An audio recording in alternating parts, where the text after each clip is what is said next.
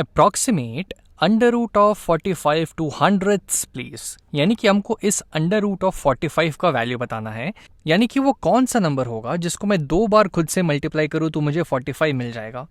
अब अगर मैं टेबल देखूँ तो 6 टाइम्स 6 होता है, यानी 6 का स्क्वायर होता है 36, और 7 इसके बाद वाला नंबर है, तो 7 का स्क्वायर की अगर मैं बात करूं तो वो हो जाता है 49। तो 45 तो कहीं बीच में आया नहीं, तो इसका ये मतलब हुआ कि ये एक अच्छा नंबर कोई होगा नहीं, यानी 6, 7 ऐसा कोई होल नंबर होगा ही नहीं जो कि मुझे अंडर रूट ऑफ 45 दे। तो सबसे पहले तो ये चीज़ हमें पता चल गई कि ये जो वैल्यू होगी ये 45 एक परफेक्ट स्क्वायर नहीं है। परफेक्ट स्क्वायर नहीं है। परफेक्ट स्क्वायर क्या होता है? परफेक्ट स्क्वायर ऐसे नंबर्स हो गए जिसका हमें जब स्क्वायर रूट करें, जैसे कि अंडर रूट ऑफ 36 में करूं तो मुझे एक अच्छा सा नंबर, एक होल नंबर 6 मिल जाएगा। वैसे अंडर रूट ऑफ में 49 करूं तो मुझे एक अच्छा होल नंबर 7 मिल जाएगा। लेकिन 45 के केस में ऐसा नहीं हो पाएगा, तो ये परफेक्ट स्क्वायर पहली बात तो होगा ही नहीं। लेकिन एक चीज़ हमको ये अंदाज़ा लग सकता है, एक चीज़ हम ये देख के ये बोल सकते हैं कि जो अंडर रूट ऑफ ये 45 है, इसकी जो भी वैल्यू होगी वो इससे इस अंडर रूट ऑफ 49 और अंडर रूट ऑफ 36 के बीच में ही होगी। यानी ये कुछ ऐसा हो जाएगा, इसको मैं ऐसे लिख सकता हूँ, ये बड़ी होगी अंडर रूट ऑफ 36 से, और लेकिन ये छोटी होगी अंडर रूट ऑफ 49 से, क्योंकि अंडर रूट ऑफ 36 आया, अंडर रूट ऑफ 37 आएगा, अंडर रूट ऑफ 38 आएगा, फिर वैसे ही चलते जाएगा और फिर अंडर रूट ऑफ 49 आएगा। तो अंडर रूट ऑफ 45 कहीं बीच में लाई करेगा। लेकिन इसकी हमको वैल्यू जो है डेसिमल के 2 डिजिट तक इसको अप्रॉक्सीमेट करनी है। इसकी वैल्यू होती है 6, इसकी वैल्यू होती है 7। अब इन दोनों के बीच में कितना डिफरेंस है पहले ये देखते हैं। जैसे अगर मैं 36 से 49 तक जाता हूँ तो 49 माइनस 36 होता है मेरा 13 ये हो जाएगा, और 45 इससे कितना दूर है, तो 45 माइनस 36 कुछ 9 होता है मेरा 9।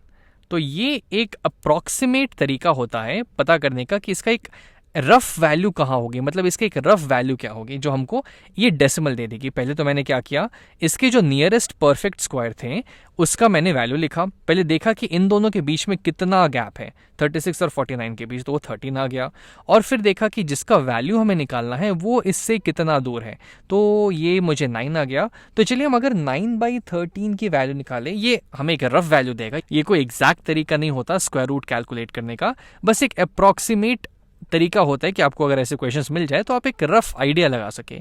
तो 9/13 की वैल्यू क्या होगी, तो चलिए करके देखते हैं। तो ये हम यहाँ लिख देते हैं 9.0000 कुछ यहाँ पे लगा दिए, और यहाँ पे हम 13 लिख देते हैं 13। अब 13 9 से नहीं जाता, ये डेसिमल यहाँ पे आ जाएगा, लेकिन 13 90 से ज़रूर जाता है।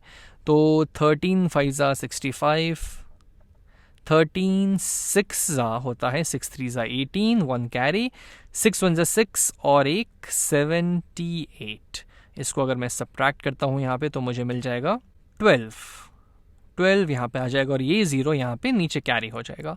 अब 13 10 130 होता है, 13 9 लेते हैं, तो 9 3 27, 2 कैरी, 9 9 10 11 117, यहाँ पे आ जाएगा 3, और फिर ये 0 नीचे कैरी हो जाएगा। फिर 13 13 2 26, और फिर ये ऐसे आप इसको कर सकते हैं। लेकिन ध्यान देने वाली बात यह है कि यहाँ पे हमें इसकी वैल्यू कुछ 0.692 ऐसे करके कुछ मिल गई।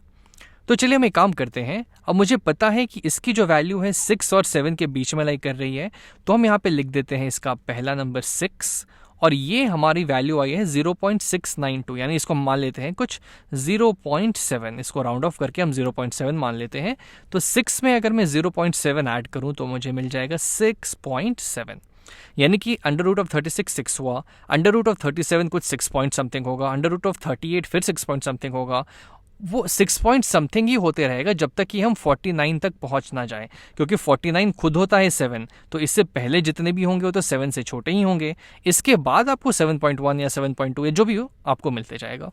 तो हमने मान लिया कि चलिए 6 पॉइंट कुछ हुआ, और इस पॉइंट के बाद की वैल्यू हमने इसको रफ एक राउंड ऑफ करके हमने ये लिख ली। तो चलिए करके देखते हैं कि एक्चुअली में 6.7 का स्क्वायर होता कितना है। तो 6.7 को मैं 6.7 से यहाँ पे मल्टीप्लाई करता हूँ। 7 7 ज़ा 49, 4 कैरी, 7 6 ज़ा 42, 42 और 4 होता है 46, 7 6 ज़ा 42, फिर से 4 कैरी, 6 6 ज़ा 36, 36 और 4 40 हो जाएगा यहाँ पे।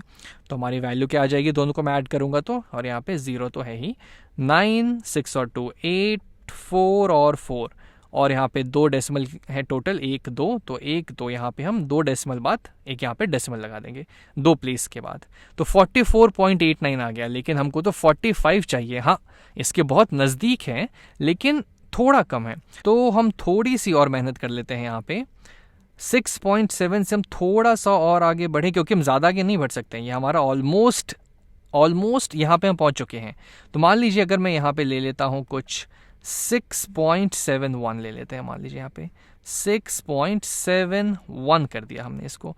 तो चलिए हम इसको फिर से एक बार 6.71 से मल्टीप्लाई करते हैं, देखते हैं हमारा रिजल्ट आता है या नहीं। तो 1 1 ज़ा 1, 1 7 ज़ा 7, 1 6 ज़ा 6, 0 यहाँ पे आ गया। फिर से 7 1 ज़ा 7, 7 7 ज़ा 49, 4 कैरी, 7 6 ज़ा 42, 42 और 4 होता है 46। फिर यहाँ पे 2 ज़ीरोज़ आ गए, फिर 6 1 ज़ा 6, 6 7 ज़ा 42 हो गया, 4 कैरी, 6 6 ज़ा 36, 36 और 4 होता है 40। अब चलिए सबको हम यहाँ पे ऐड करते हैं।